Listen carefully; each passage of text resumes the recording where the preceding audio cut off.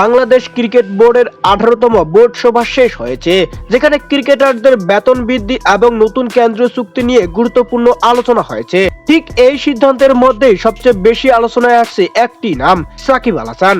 বাংলাদেশ ক্রিকেটের অন্যতম বড় তারকা হয়েও এখন দেশের মাটিতে খেলায় রয়েছে তার নিষেধাজ্ঞা। লাল সবুজের জার্সি না তুললেও গেল বছরের কেন্দ্রীয় চুক্তিতে কিন্তু ঠিকই ছিলেন তিনি। আর সেই চুক্তির অধীনে বিসিবির কাছ থেকে তার পাওনা ট্যাক্স বাদে এখনো 48 লাখ টাকা। কিন্তু কেন? জানা গেছে সাকিবের ব্যাংক অ্যাকাউন্ট জব্দ থাকায় সেপ্টেম্বর, অক্টোবর, নভেম্বর, ডিসেম্বর মাসের বেতন পাননি তিনি। তবে বিসিবি নিশ্চিত করেছে যে চুক্তির শর্ত অনুযায়ী তাকে তার পাওনা অর্থ দেওয়া হবে। বিসিবির পরিচালক নাজমুল আবেদিন ফাহিম বলেন যে সাকিব চুক্তি অনুযায়ী তার বেতনের টাকা পেয়ে যাবেন, কারণ আপনি খেলুন বা নাই খেলুন চুক্তি তো করা আছে, আমরা প্রতিশ্রুতি বাস্তবায়ন করব। কিন্তু এখানেই কি শেষ? সাকিবের জীবনে সংকট যেন পিছু ছাড়ছে না। রাজনৈতিক অস্থিরতার মধ্যে জড়িয়ে থাকা সাকিবের বিরুদ্ধে রয়েছে একটি হত্যা মামলা, এখানে প্রতারণার অভিযোগে রয়েছে গ্রেপ্তারি পরোয়ানা। তাই নয়, তার বোলিং অ্যাকশন নিষিদ্ধ করা হয়েছে।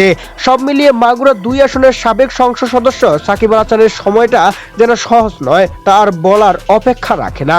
এক সময় বাংলাদেশ ক্রিকেটের অপরিহার্য অংশ হয়ে থাকা এই তারকার ভবিষ্যৎ এখন কোন পথে?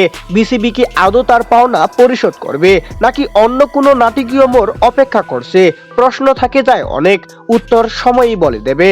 তো দর্শক, আপনারা কি মনে করেন তা অবশ্যই জানিয়ে দিবেন আমাদের ভিডিওর কমেন্ট বক্সে।